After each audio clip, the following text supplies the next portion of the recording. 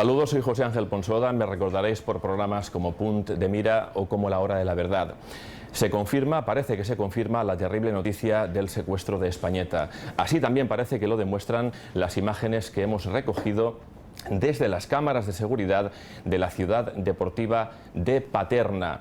La persona que parece que está siendo secuestrada, tenemos casi todos los indicios para que se trate de Españeta. No solo esto, hemos detectado una señal extraña, sospechosa, que ha salido desde la web sentimentvalencianista.com. Sospechamos que los mismos mafiosos que han secuestrado a Españeta han hackeado esta página web. De todos modos, quiero que sepáis que no nos quedamos de brazos cruzados.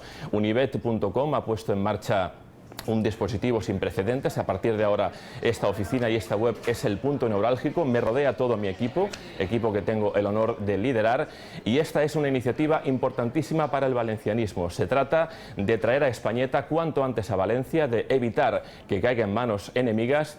Por eso hemos bautizado a esta plataforma como Plataforma Salvemos Españeta. Vuestra ayuda es muy importante y seréis ampliamente recompensados. Este es un mensaje de la plataforma Salvemos a Españeta de Unibet.